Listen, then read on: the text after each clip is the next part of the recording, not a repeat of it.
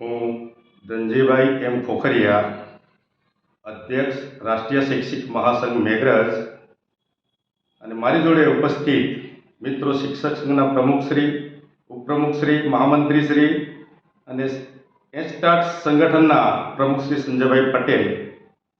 મેઘરજ તાલુકાની અંદર અમે ત્રણેય સંગઠનના મિત્રો સાથે મળીને શિક્ષકોના હિતના કાર્યો કરીએ છીએ.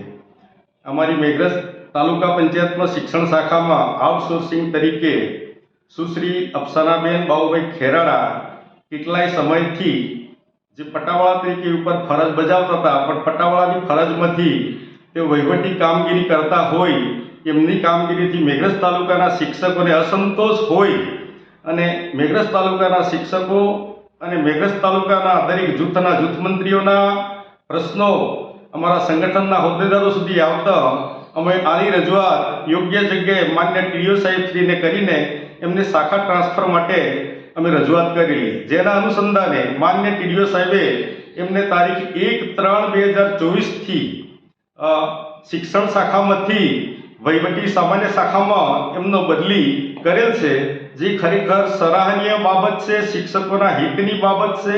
શિક્ષક સંગઠનના મિત્રો જે કંઈ છે શિક્ષકોના પ્રશ્નોને વાચા આપવાનું કાર્ય કરે છે. એમની જોડે કોઈ બોલાચાલી કે માનસિક ત્રાસ એવું કંઈ થયેલ નથી.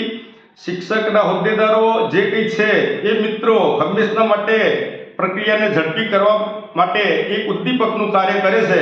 આ તબક્કે વિશેષ અમારા તરફથી ત્રણેય સંગઠનના હોદ્દેદારો તરફથી આ બાબતે અમારું નિવેદન છે.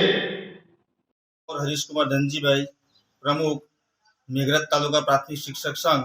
હું આપ સૌને જણાવવા માગું છું કે તારીખ 29/2/2024ના રોજ શિક્ષણ શાખા મેઘરજની અંદર આઉટસોર્સિંગ પટાવાળા તરીકે કામ કરતા ખેરાડા અફસાબેન બાબતે મેઘરજ તાલુકાના તમામ શિક્ષકોની જે એમની કામગીરી સંતોષકારક નથી આવી મૌખિક રજૂઆતને લઈને તારીખ 29/2ના રોજ ત્રણેય સંગઠનો પ્રાથમિક શિક્ષક સંઘ, શૈક્ષિક મહાસંઘ અને એકટાટ મુખ્ય સંઘ, ત્રણેય સંગઠનના તમામ હોદ્દેદારો અમે તાલુકા વિકાસ અધિકારીને રૂબરૂ મૌખિક રજૂઆત માટે મળ્યા હતા અને સાહેબે આ રજૂઆતને ધ્યાને લઈને તારીખ 1/3ના રોજ એમનો ખેરડા અફસાનાબેનનો નીચે તાલુકા પંચાયતમાં વહીવટી શાખામાં હુકમ કરેલ છે અને આ બાબતે ખેરડા અફસાબેનને સંતોષ ન થતો એમને અમારા પર જે